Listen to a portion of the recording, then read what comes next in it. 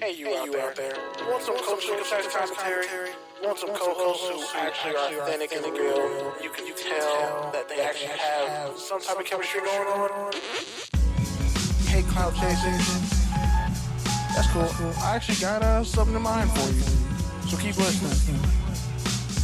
You'll find out. This is Touchdowns with Tangents, your weekly spot for NFL takes, culturally concise tangents, and context for the coaches.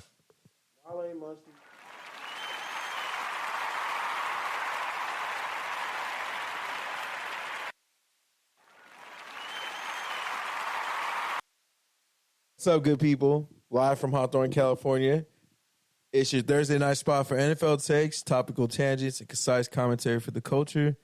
I am Pete D. Camarillo, and he is Kenneth Berry. We got a loaded, fast-paced show tonight, but in case you didn't realize, motherfucking football is back. Week 1, Ravens-Chiefs, just happened, just went underway, came right down to the wire, right, Kenny? You were saying they had a review of Isaiah Likely's score? Yeah, his toe was out in the back of the end zone. Which, of course, screwed me on like 2 different prize pick bets, but whatever. She's won 20. Just expected. It was what, 27, 25? But yeah, overall, a good game and a rematch of the playoffs last year, the championship round. Randy, I mean, let's be real. None of Andy Reid's proteges can beat him.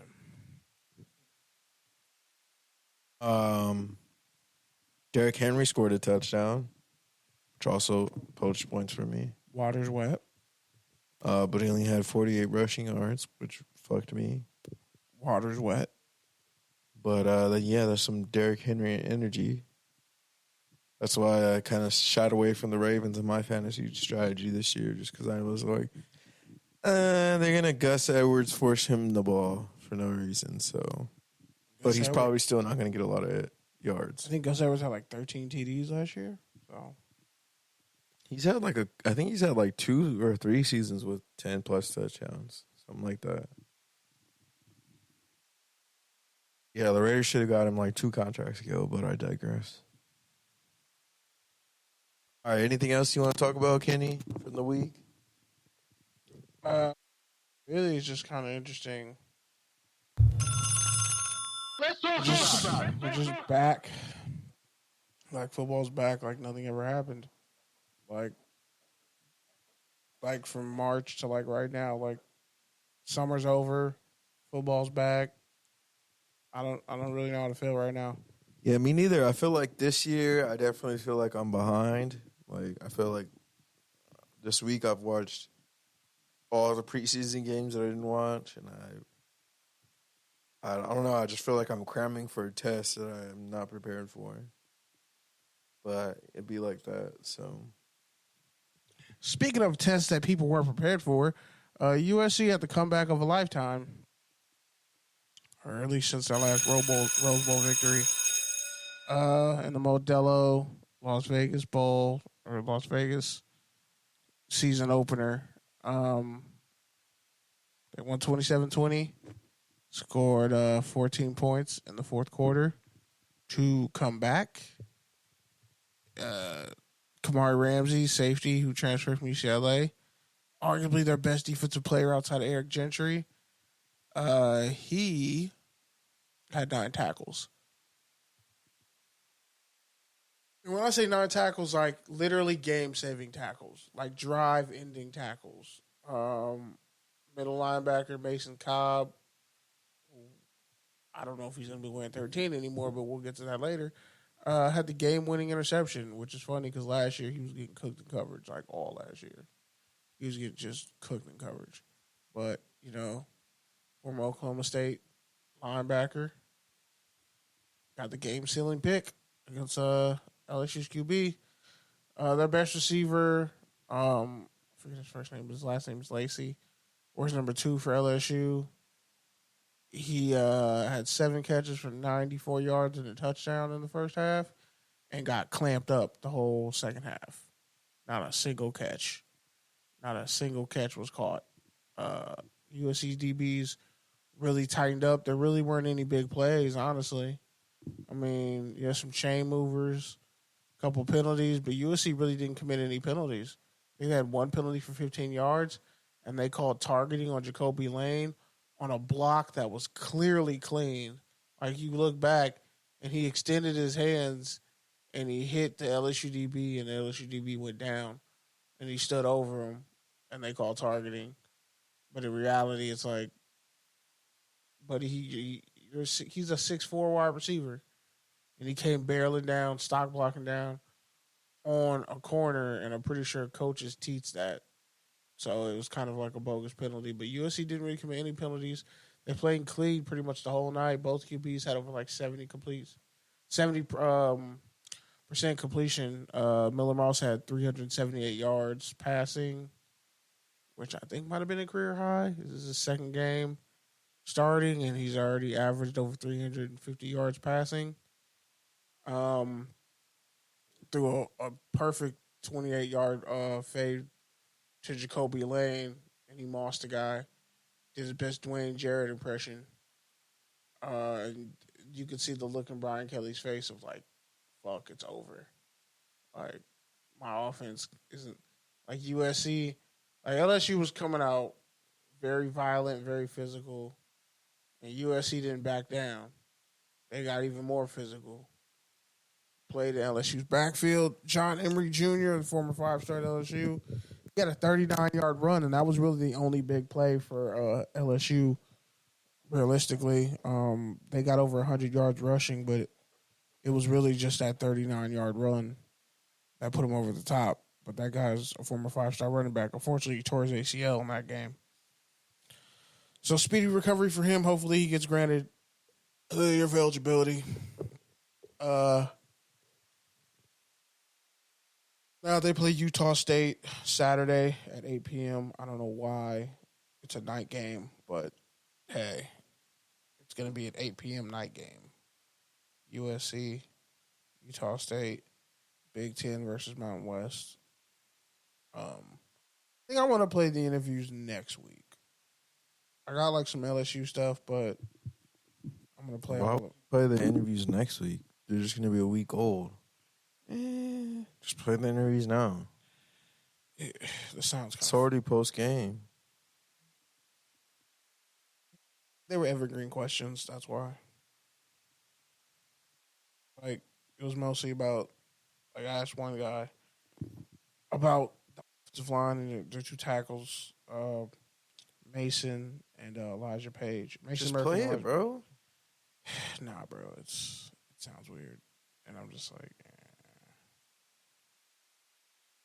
But sure, fine.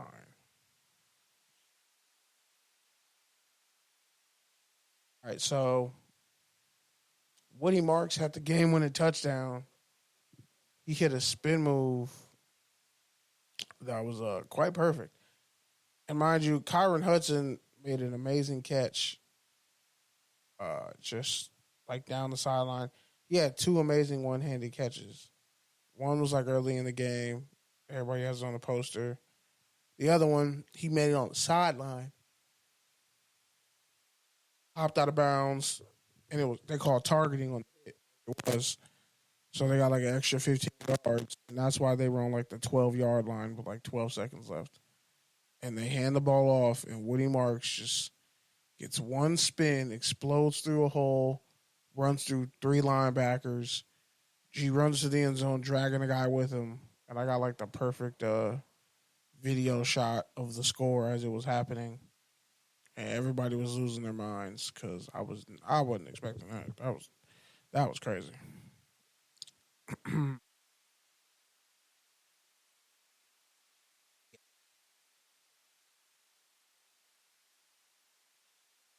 Swoop.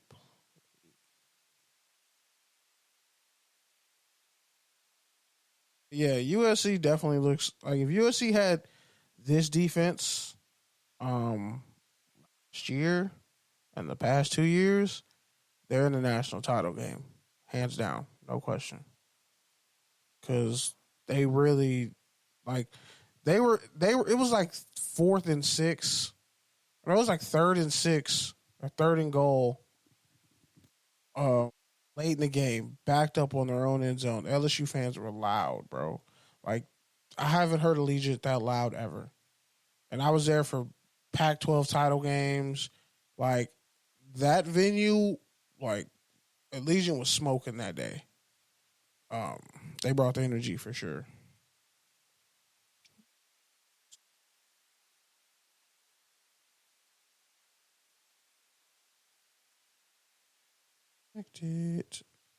Totally forgot. Yeah, UCLA also won. They beat Hawaii barely. It's kind of a miracle that they held on to win. Should have lost that game, but Deshaun Foster got his first win as head coach of UCLA. Georgia clapped Clemson, and Clemson is looking worse than ever. They won't hop in the portal. And Cade Klubnik, who people were saying potentially was a top 10 pick this year, not looking too great. Kind of looking like ass. On top of that, Florida State's terrible, god awful. They lost another game in a row. Boston College ran through their face, I think, for over 200 yards rushing. So it was not a great time for Florida State. It has actually been a terrible season so far for them. And I can see DJ Ukulele getting benched. Same thing at Florida. Graham Mertz got a concussion. Cam Ward and Miami beat the brakes off of Florida. And Miami looks like very legit for the first time since probably when Ja'Cory Harris helped beat Oklahoma. But he's a better quarterback than Ja'Cory Harris. Texas and Michigan play this week. It's going to be very fantastic.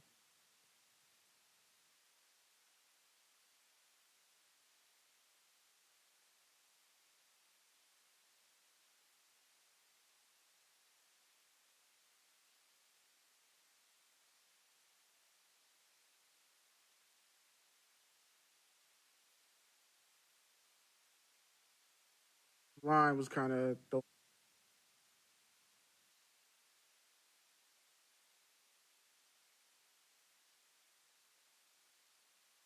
their offensive line was kind of throwing some pot shots. I think even earlier in the game, the right tackle literally headbutted Jabbar. Like, they were kind of coming at you guys and being real chippy and physical. Like, what were you just telling each other?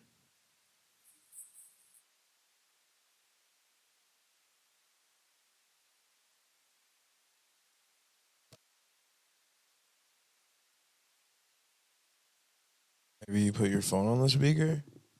He wasn't talking until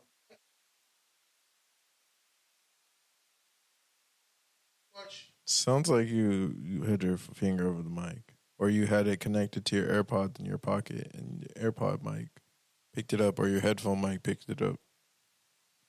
That's what it sounds like.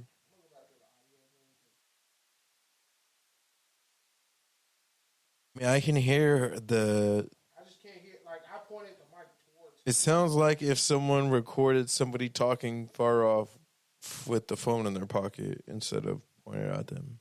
Wow. So that's what I'm saying. Maybe your headphones were on and you didn't realize it. That's happened to me before. But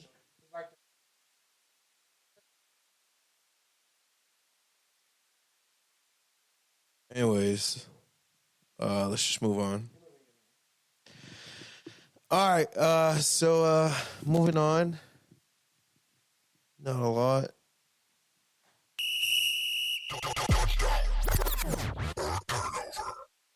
Also, Boise State running back, he set the Boise State single game rushing record with 267 yards rushing and 6 rushing touchdowns. Dope. And they play Oregon this week at Oregon. Dope. That could be the upset of the year. Whoa, that's crazy. Oregon only beat Idaho 24-14. Idaho got bumped down to FCS. Yeah, I know that. So that tells me a Boise State's much better than Idaho, and they own that series. So if they couldn't get, I mean, Dylan Gabriel completed like 80% of his passes, but like to only score 24 points against Idaho, that shit's not going to cut it against Boise. Especially when their quarterback Madsen went like 22 of 30, threw a touchdown, had almost 300 yards passing. All right, so Patrick Surtain got a new deal, 4-year contract extension, worth about $96 million, up to $77.5 million guaranteed. Highest paid DB in history. Touchdown, turnover. Touchdown. Them re-signing him and Graham Mertz lets me know that like they're serious about foundational pieces. Because remember, Patrick Surtain was in trade talks. Yeah, for like 2 years. And they're like, we're not trading Patrick Surtain. Because why would you do that? Why would you trade an all-pro corner? You'd be stupid. It's like trading Charles Woodson in his prime. But, yeah, it's just he's one of the best 3 corners in the league. He's been great forever. Like, coming out of high school, 5-star. His dad, he's better than his dad.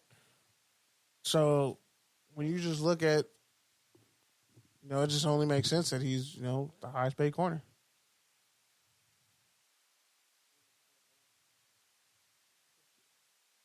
Yeah, so he's Broncos got something done right. And then also Bo Nix is like a captain. I think they're like he's 27, but it's like he's a captain. The first rookie captain in Broncos history. So it should be interesting to see. Because, I mean, the way the Broncos, they've pretty much paid their core guys. And they got a QB on a Yeah, I'm going to say it's a touchdown just because of what you said. Not only is he basically a shutdown corner since day one, but he's really a playmaker at that position. And teams every year are trying to find a guy like that. So if you have one in-house, keep him. You let Justin Simmons walk last year. You had to pay somebody. I mean, I think the last, 3-4 years, the Broncos have been letting some of their key guys go. But I don't think they could afford to do that with Surtain, especially with some of the other misses they've had at the top of the draft over the last, 5, 6, 7 years. Because really, you're talking about a team that went from a powerhouse at the turn of the decade to basically a team that's just been floundering. And you're going against Patrick Mahomes every year. You want Patrick Surtain to cut half the field off. Especially with Xavier Worthy. All right, so the Commanders signed guard Sam Cosmi to a 4-year, $74 million extension. Touchdown and turnover. The one Texas lineman I like. But once he bumped down to guard, he pretty much became like a perennial Pro Bowler. Or just an elite level. He's pretty much the centerpiece of their offensive line. He's the only offensive lineman on their team worth talking about. Everybody else is sus. But Jalen Daniels, you got a great right guard right there. Like, imagine if they had kept Brandon Sheriff when you really think about it. But, it is what it is. The Jaguars better not be ass, bro. They got Brandon Sheriff and Ezra Cleveland. Yeah, I'm going to say it's a touchdown, too. Just like you mentioned. But also, like, the thing is, when you have a quarterback like Jaden Daniels, he can fend off pressure from the outside because he can outflank them, or he can just roll to the other side. But when you get pressure straight up the middle, it's a lot harder to do things. Especially if you're what some people would say is a slight frame. You don't want to get tackled by a nose tackle. You don't want to get tackled by a defensive tackle just running straight ahead at you. So if you got a guard who's solid, why not keep him, right? So I'm going to say it's a touchdown. Give Daniels what he needs to succeed. It's hard for me to, because on one hand, like, I think a lot of us are expecting him to just like game one have an instant impact like Anthony Richardson did last year. But he's his own player, so we'll see. And also, the Commanders are a much worse team than the Colts were last year. So we'll see what happens. And then the last one, Davis Mills gets a 1-year extension from the Texans. Touchdown or turnover. Touchdown. Great backup. He is also a trade bait. He could be a starter of some sort. Honestly, I'd rather have him on the Raiders than either two guys that are there. But, C.J. Stroud's clearly incumbent. Case Keenum, was on IR for, I guess, a torn foot or whatever. And, he was 1 year away from getting his pension after 10 years. So he managed to hold on, and they're putting him on IR to keep him on the roster so he can get his pension. And now you have David Sills, who gets a 1 year, $5 million contract. And if he plays, obviously, they're like, look, you're not going to be the starter here, but we can trade you to a team and you can go Kirk Cousins, some goofy-ass team that's going to overpay for a quarterback. So it's a win-win for both sides. Yeah, I'm going to say it's a touchdown, too. Just because, like you said, backup quarterbacks last year especially proved that they're a premium position. You got to be prepared for anything. And then the last one is the Chiefs gave Noah Gray a $19 million extension over 3 years, $10 million guaranteed, touchdown or turnover.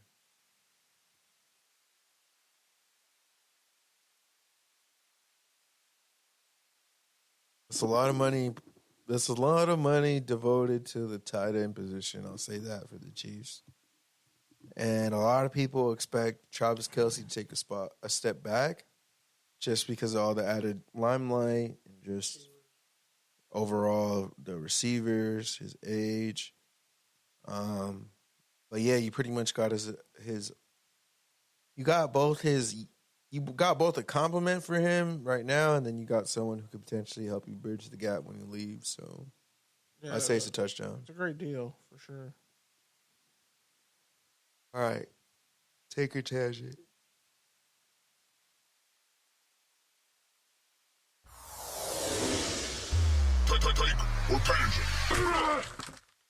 First one. Bill Belichick joined Instagram. You got to take her tangent. I don't give a fuck. Everyone else gave a fuck this whole week. Everyone was talking about it. Okay, he's gonna get on and what? Share inside the NFL. He got millions of followers in a while. Post his girlfriend. So, dude, he's gonna go live with Tom Brady. If you see his profile, he's an interface, right? His profile picture is literally him wearing his NFL 100 jacket with his 5 Super Bowl rings and 4 Super Bowl trophies behind him. Total flex. If that's not a fucking flex, that's fucking crazy. He's one of probably the only people in the world that could have a profile pic like that. And people are hating on his Riz and saying how he got a 25-year-old. And also with that, we shouldn't be surprised because he is dating a 25-year-old. So there you go. But yeah, other than that, I will say that I've kind of leaned off Instagram the last couple of weeks. And it's actually been kind of freeing. Because instead of just defaulting to opening the app when I'm bored or when my mind, just kind of has a lapse or whatever, it's I actually think. I think about what do I actually need? Do I need to get exercise? Do I need to eat something? Do I need to drink water? Rather than I just need to stop whatever I'm doing because I'm bored, or I just need a quick serotonin. Let me open Instagram. It's okay, well, what do I actually want? So I will say that's been an interesting time for me. The next one, we got the Chargers making Scott Matlock the starting fullback. he had changed his number from 99 to 44 to accommodate the change. He's still listed on the depth chart as the backup defensive tackle. But, yeah, take your tangent. Perfect. His high school actually just retired his jersey. He was a great two-way player. He scored a touchdown at Boise State. I think it was a receiving touchdown. So he was getting some goal line clips in there, and he's just a big, strong, tough motherfucker. Like, I shook his hand at the NFLPA Bowl and the East-West Shrine Bowl a couple years ago. When I interviewed him, we talked for like 10 minutes. It's by the way, it's on Spotify for podcasters. You could go find Touchdowns and Tangent Overtime. And it's like a 3-hour interview of just me interviewing, players. So yeah, go check the content, check our archives. I don't feel the need to explain myself to people anymore. Go look for my shit and see why I keep showing up. I just think it's such a fucking Jim Harbaugh thing to do. I kind of can't wait to see the carnage. Him and Scott Matlock in motion, crashing down on Max Crosby or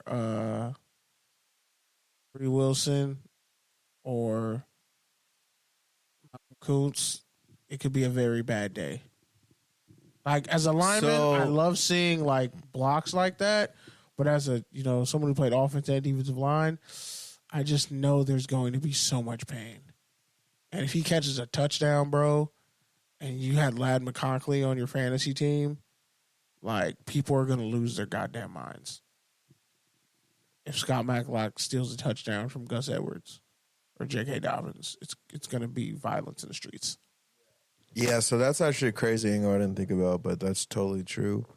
What I will also add to this, reason why I like the move is because if you watch Matlock, like, he plays with really good hands and he plays with a lot of balance. He's not always like the fastest person off the ball, but he knows how to create that separation. So honestly, I think that's like a perfect kind of character set for a fullback. The only question is, like, what can he do in the open field if he catches a pass in the flats? Can he get to the sideline? Can he get that 5, 7, 8 yards that you need? He ran like a 4.8 at his pro day. He's actually very fast. So that's what we need to see. And then obviously, if there's an opportunity for it, can he make a contested catch over someone? His Boise State tape, yes, he caught a touchdown, and I think he ran one in too. He definitely caught a touchdown. So he tapes the shit out of his hands. Like, he has fucking country bumpkin shit brick house strength. You shake his hand, just be prepared to, like, you might get your wrist snatched. That's all I'm saying. Like, it's a top 5 handshake.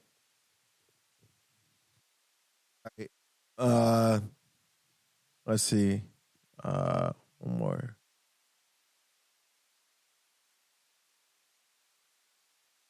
Apparently, there's a lot of teams sniffing around Cortland Sutton as a potential trade target. Take or tangent. I just don't see it. Where your first round picks, top receiver, and a unanimous team captain. He got the most team captain votes for the Broncos. Why the fuck would you trade that guy? Talk about Madden when you trade a veteran and your chemistry goes to shit. That's a good point, but I mean, he's an asset and he's only averaged like 8 yards per catch over the last like entire career. So you say 8 yards per catch? You want to rephrase that? Like that, yeah. It's definitely not. It's definitely. Look at his stats, bro. I'm gonna look at his stats. He had like 100 catches, and he barely had like 1,000 yards. He barely he had like 990. Can you name the quarterbacks that were throwing him? Russell Wilson, Jared Stidham, and somebody else. Don't talk up Russell Wilson now. Let's not. Like you weren't Russell Wilson like that. I'm not hating on him because he did have some games for me because he was consistent because he had like 10. He's had like 2 seasons with 10 plus touchdowns. But I'm just saying, Don't worry, yards I'm per about to catch pull up wise. he's crazy. He's 28. He went to SMU. Yards per catch wise. I was rooting for him too. I wanted I wanted the Raiders to take him. Well, yeah, I think he could bring something to a lot of offenses. Actually, Apparently, the Steelers are sniffing around him. Damn, he's been in the league 6 years. That's fucking crazy, bro. All right, so He's you already ready? going to get his third deal. Ready for this? Yep. Okay, so he came into the league in 2018. What did he average last year, yards per catch? 13.1 with 10 touchdowns. Damn, that's crazy. That's not what Yahoo said. That's what the fuck? What? Why would you? He tore his ACL 2020, so he only had 3 catches for 66 yards. But he was going off that game. All right, so for his career, he has 298 receptions, 4,259 yards, 24 touchdowns, 14.3 yards a catch. His rookie year, he had 42 catches, 704 yards, 60.8 yards a catch, 4 TDs. Second year in 2019, 72 catches, 1,112 receiving yards, 15.4 yards a catch, 6 TDs. Then 2020, tears his ACL. 2021, 58 catches, 776 yards, 13.2 yards a catch, 2 touchdowns. 2022, 64 catches, 829 yards, 13 yards a catch, 2 touchdowns. He really had a problem with QBs getting him the ball. It's crazy. You can't get a 6'4" receiver the ball in the end zone. That's kind of wild. But, yeah, he's been a beast for the Denver Broncos, and he's a captain. So, yeah, it'd be kind of stupid to trade him.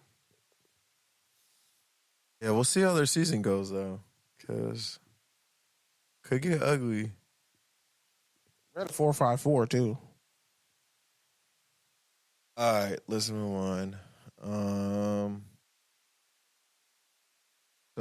So it was the second half of the season where I guess he averaged 9 yards per catch. Guess he played better with Wilson than the other quarterbacks. Sure. So yeah, I guess we can move on to Vader Fair. Sure.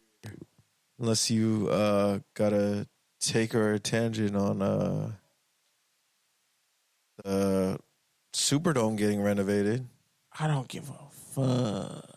Bro, $560 million to the Superdome. I don't care. That's like a quarter of a new stadium. It wasn't on the rundown that they put into the Superdome in in Cleveland, a community that needs it. And the Cleveland Browns got. But I will say, the whole LED thing they did, that shit makes it look like a carnival, bro. That shit does not make Louisiana. it look cool. It's New Orleans. Isn't the Super Bowl going there this year? I think so. Yeah, that's why they did all those Orleans. renovations.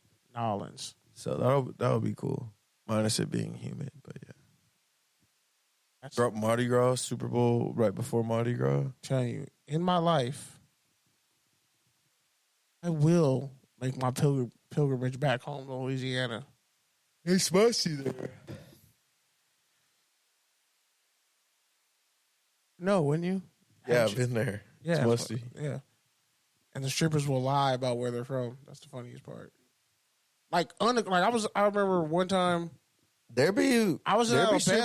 strippers from Mobile and Yeah, New a lot of them. Orleans. And they'll be like, they're Venezuelan, but they're like, I'm like, how the fuck did you get here, bro? Like, I need to know your story is amazing. Like, forget the dad. Like, yeah, I didn't realize Alabama had such a crazy history. Yeah, and they really hate. It's been the fact that they really hate Mardi Gras. Alabama is so racist, but like when you look at their history, it's kind of crazy. Oh, racism. Because they've been an Indian state, they were a Spanish state, they were a French state, they were an English state, an indigenous state. Yeah, it's crazy. A slave catching state. All kinds Alabama's actually like a Indian name. Yeah. A lot of the names are bastardized and whitewashed. Yeah, like 22 of them, I think they said. A lot of them. You can just look at some of the cities in these. Like, look at Oklahoma, for example. You know that was territory that was stolen. They don't even change some of the fucking names. You're like, bro, this is Quetzalcoatl fucking Oklahoma. Chad tells you to pick you up at Nisqually fucking Way or Fucking Big Bear Road. It's like, bro, Fucking hoot. you're not supposed to be here. Like, hey, Wilo, what are you doing here? That just means white boy.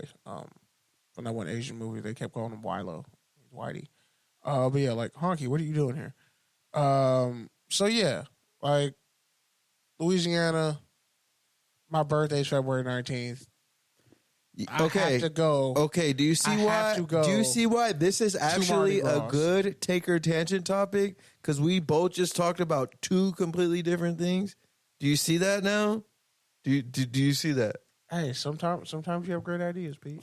You want to talk about Cleveland Browns and their whole naming stadium thing? I didn't. It's a 20-year deal. We'll talk about it next week. Don't worry. Yeah. Yeah, let's go to fair or fade. All right, so Brian Kelly rips the team for not knowing how to finish games, and then says he needs to coach better. Fair or fade? Bro, I was at okay, so for NFL press I don't know why conferences- we're putting coach speak on fair or fade now. Nah, bro, because you got to watch the video. You haven't seen the video. This motherfucker was pounding the table. This was happening while we were doing the post-game interviews for USC. They had LSU's interviews on the other side of the stadium, which I'm like, this is college football. Usually they go back to back. Like, usually the loser actually talks first. But whatever. I was like, this is not the time to be doing this shit like it. Even though it was hella NFL scouts there, saw walk by Ryan Poles like 5 times. It's a tall motherfucker. Like, I thought we were around the same height. It's a tall man.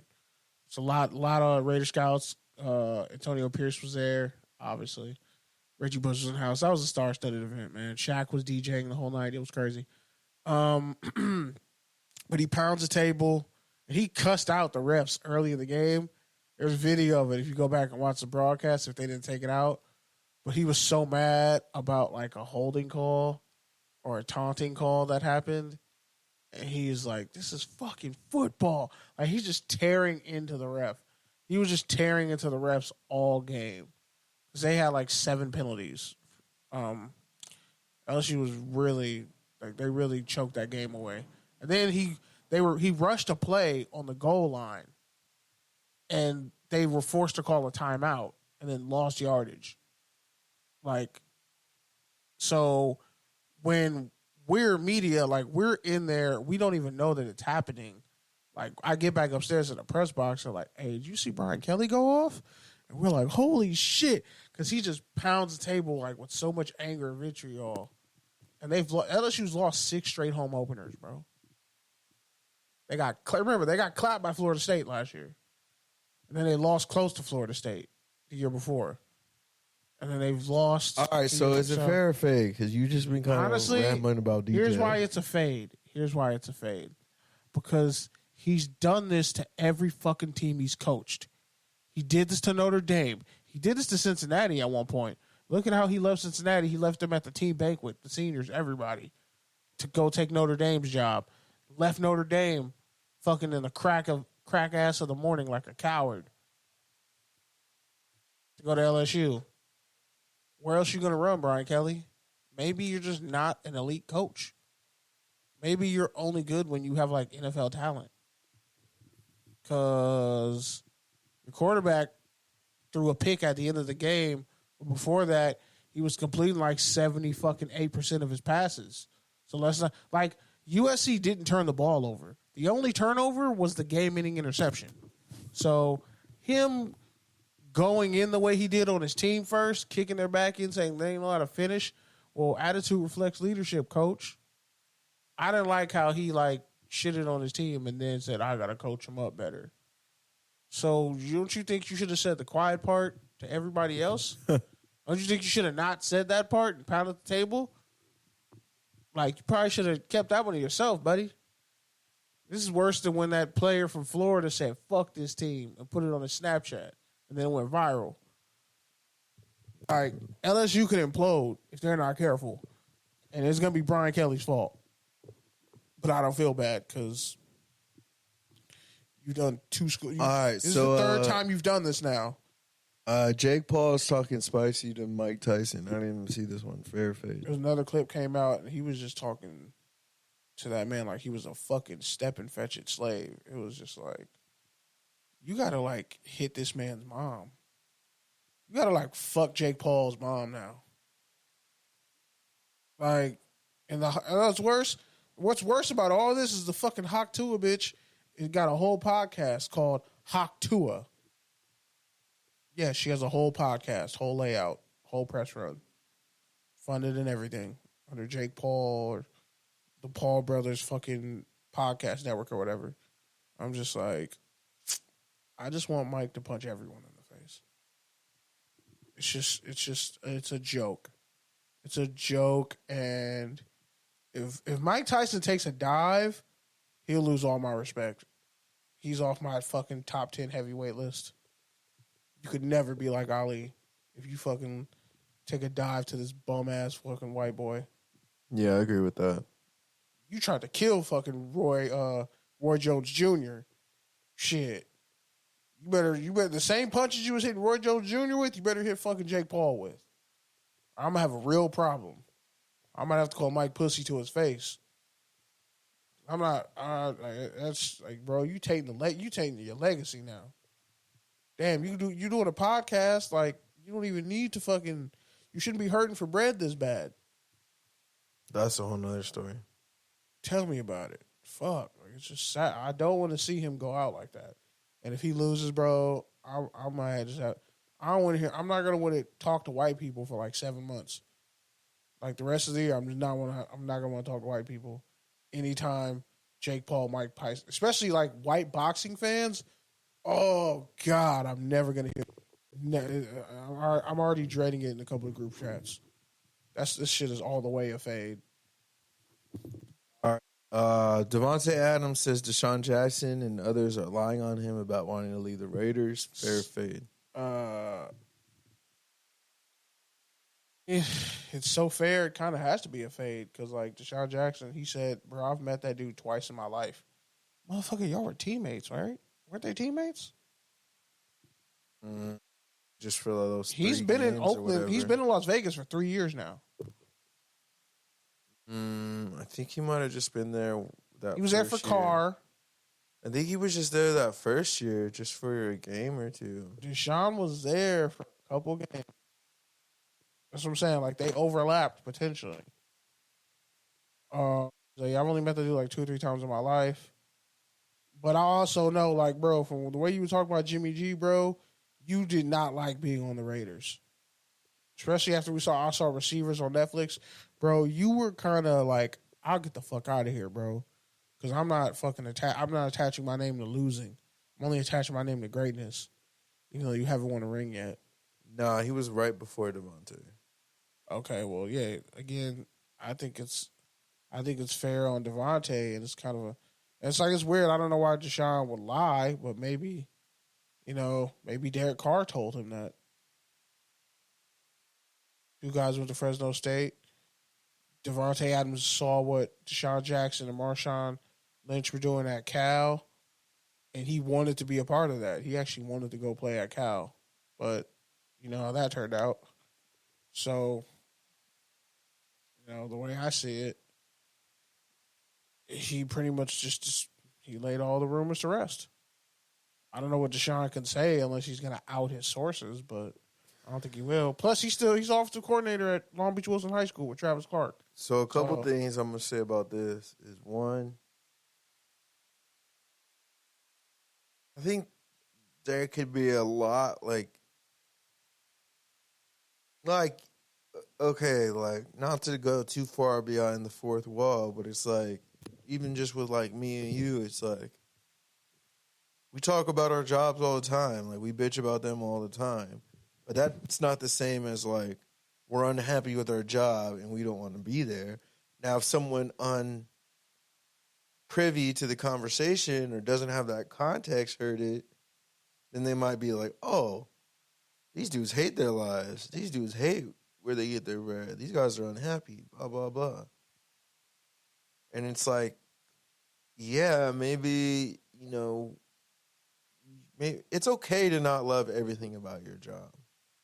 And for Devontae, whatever issues he's having with the Raiders are probably compensated by the fact that he's playing with the franchise he's always wanted to play with. he's playing in the same time zone as his family when previously he was playing, played 8 years, cool 2 flights away, So whatever the fact is, like, if Adam says he's happy, if he's showing up to practice and he's showing he's happy, then we just have to take his word for it. And everything else is just hearsay. Everything else is just speculation. Now, with that, I don't think Deshaun was straight up lying. Like, I don't think he would lie about that, like, for no reason. Like, I think there's some basis in what he was saying. It just might have been taken out of context, or it might have been taken from a source who didn't hear everything. But nonetheless, I think this also kind of like a cultural difference, because it's like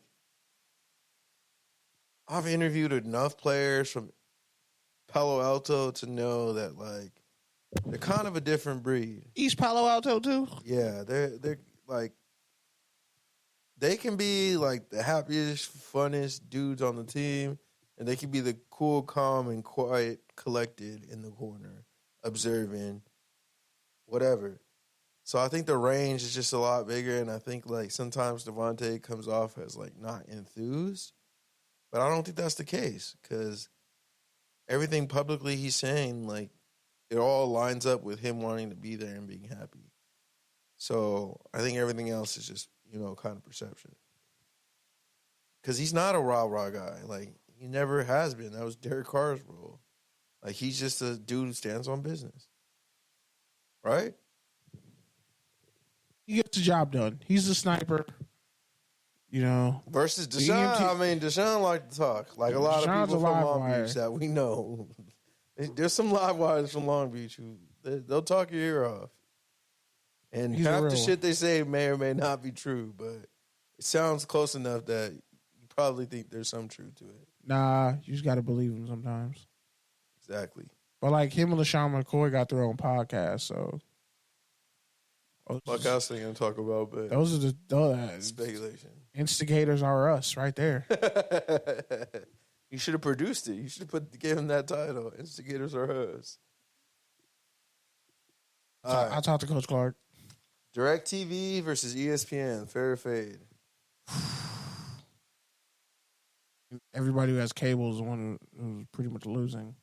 Because that shit, bro, I was watching the Kentucky versus South Carolina game, and then that shit just cut off. And it's like, wait. And then everybody started exploding on Twitter.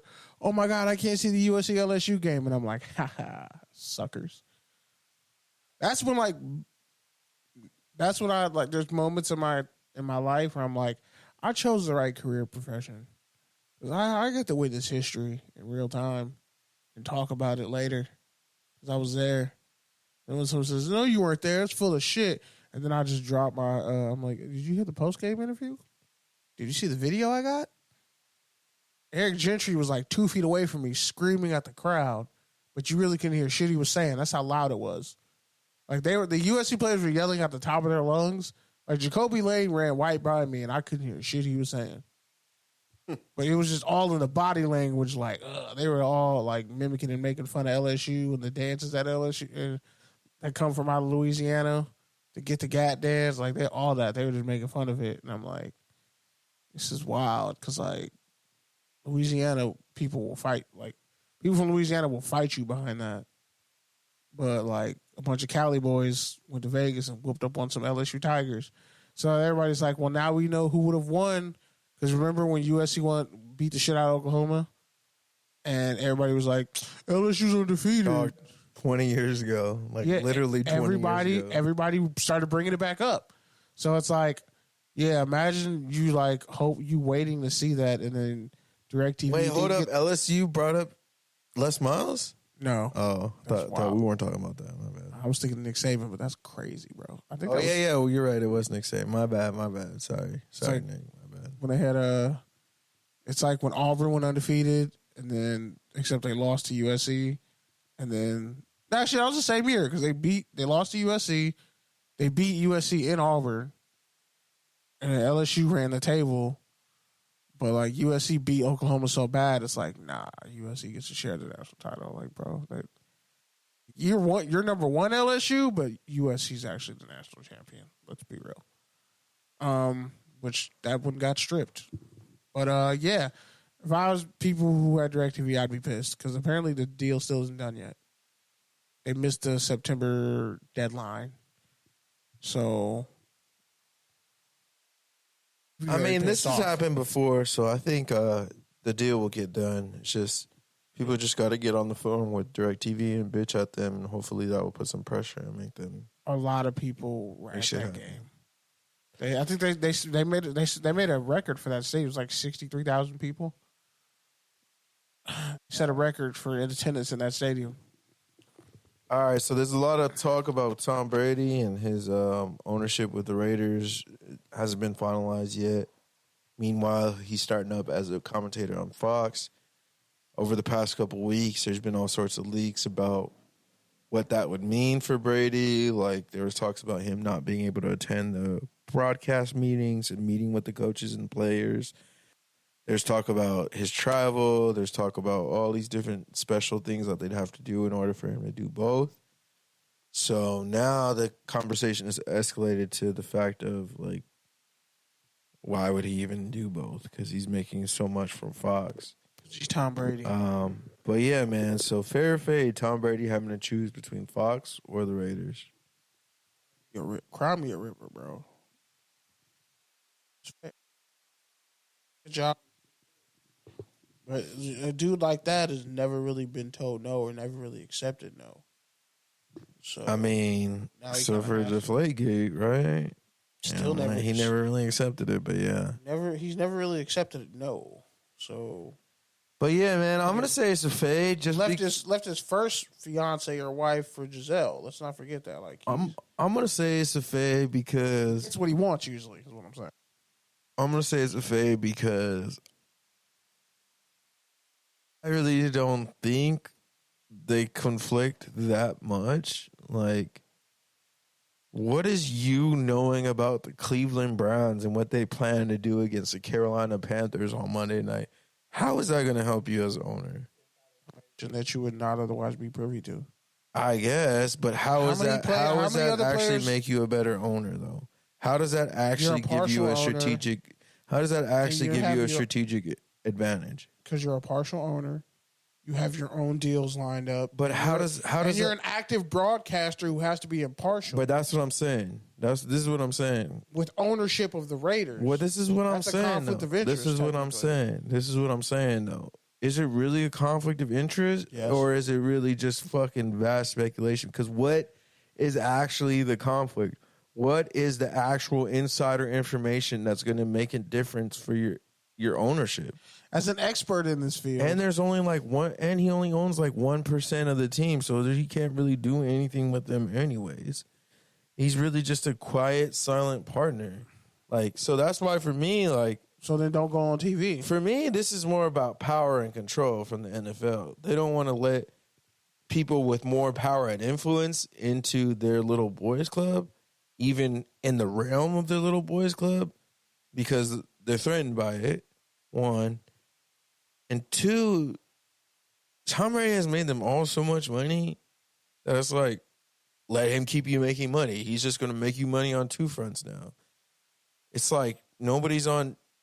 Jerry Jones owning Legends and owning the Cowboys, that's a conflict of interest. This is where I exit the conversation. That is a conflict of interest because he's making money on both sides and influencing where teams are moving and their deals with their stadium partners and their parking lots and all the game day prices that you see all over the league. Like, bro, like a cool 40% of the league is contracted through Legends.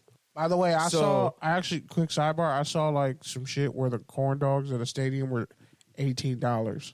So yeah, we're doomed as a all society. that shit is being made by Legends. Legends is making all the pricing. They're buying all the food. They're hiring all the labor. So yeah, they're the reason why you can't go to a game without spending a rack. So $18 for a corn dog. Somehow Jerry Jones is able to do both. But you're worried about Tom Brady getting $40 million from Fox or whatever the fuck he's getting, and having like 10% contract. What? Wasn't it like a $350 million contract? Yeah, isn't it like $40 million a year or something like that? Yeah, that's some wild shit. Like 380 damn near. Yeah, something like that. But yeah, man, I think it's just hating, honestly. That's what it comes down to for me, because I don't really see a business case that you could make where it's like, oh yeah, he interviewed with a coach, which, by the way, a coach is the equivalent of a fucking middle manager. Like, that's like saying, hey, you can't fucking work in a restaurant and own a restaurant. Like, that's when I just think there's so much. But yeah, that's just me. I just don't really see. There's so much on the line. If you want to make from the journalist, if anything, you want to make the argument from the journalist side of like you said, being impartial, I'll give you that one. Our broadcasters journalists, though? Exactly. Journalists? Exactly. So that would be my first 2 points.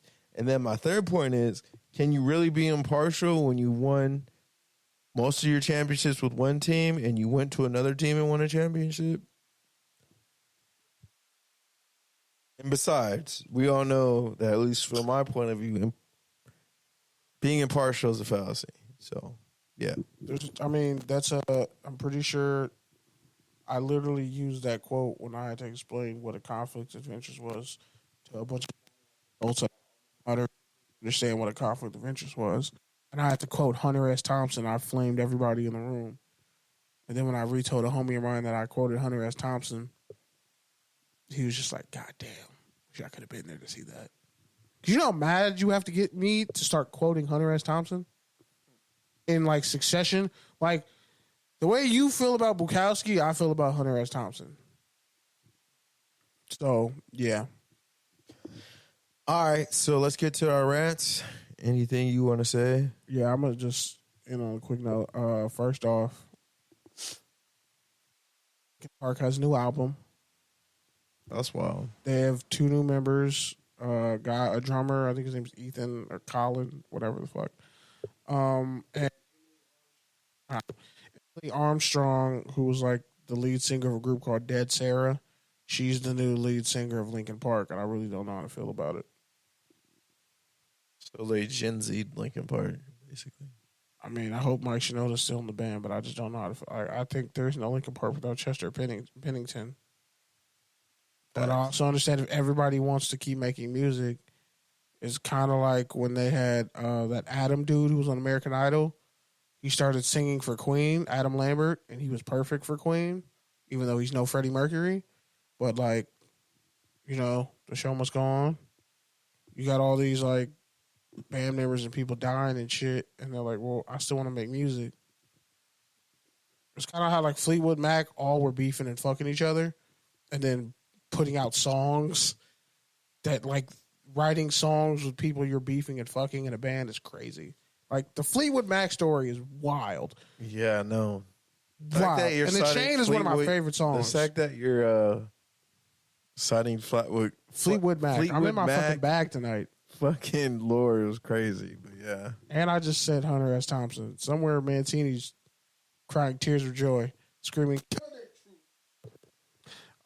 but yeah, I don't know how to feel about that. Like, the millennial in me, I survived the everybody's cutting themselves era, except me, because I didn't cut myself.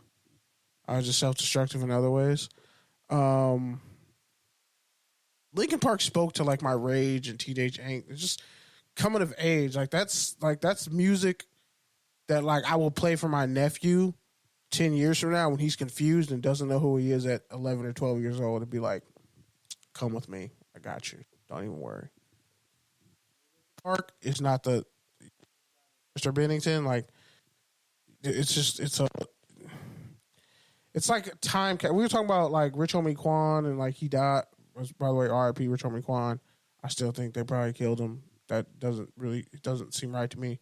Why so Woody just over here snitching and killing people? So now, like, you can kill people, be in a gang, commit all these crimes, and, like, because you're on the cops' payroll, you're on the federal payroll, like, that's legally allowed. Like, this whole case should be thrown out. That shit doesn't make any sense to me, but whatever. Free Thug, free Jeffrey Williams, because that's his name. on a technicality because this whole case is bullshit. But yeah, I'm excited. NFL season's back. I'm gonna be working game days. Yeah, I'm just excited, man. Like it's like it's weird. Like March to August just disappeared. Summer's over. We're in fall right now, and it's like I know, it's crazy. we're already 75% of the year over. Like we're in September. We're in the bar months. September, November, October. The months are 9, 10, 11, 12. That's the months. For those of you who don't know. But yeah, I'm excited. I also don't know how to feel about the Linkin Park album, and I'm excited for more college football.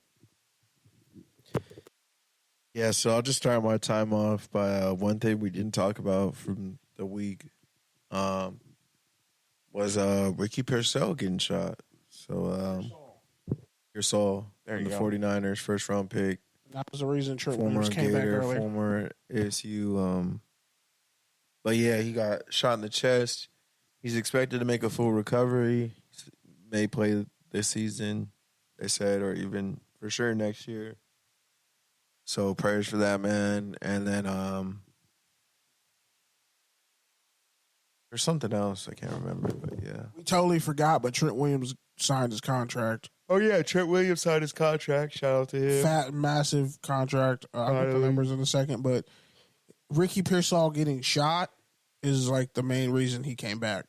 He's like, some shit's just more important. And also, like, Ricky Pearsall shot the Said he wants to motherfucker pay who till he's shot 40. him. Ricky Pearsall shot the motherfucker who shot him and then walked his own self to the ambulance after getting shot in the chest. That's a tough motherfucker. He might get an N-word pass, honestly. Just one time, though. Like, one time only. And it's only, like, if the person who shot you is black. Otherwise, you can't say it because then it's racist. Is he from Florida? I think he's from Cali. I'm pretty sure he's from Cali. I gotta double check, though. But yeah, other than that, man, like you said, exciting. Football's back. Raiders, Chargers, week 1. Raiders are 1-4 in SoFi. The only game they won was with no fans. So hopefully this is the year. May or may not go. I was supposed to sell my tickets, but the guy pulled out. So yeah, I might have to end up going. Pause. He's from Phoenix, Other than Arizona. that, I've been watching the fuck out of Prison Break for no reason other than my own anxiety. But I can't put that shit down. And I'm already gone through basically 3 seasons in like a week. And yeah, they're long fucking seasons because it's a real legit TV show. None of this 10-episode streaming bullshit. This is a made-for-TV show. But yeah, other than that, man, excited for what's coming up this year. And yeah, have a good week. We're out. Peace. Peace. He's from Phoenix, Arizona. Heard you. All the way to Tacoma. He was born September 9th, 2000.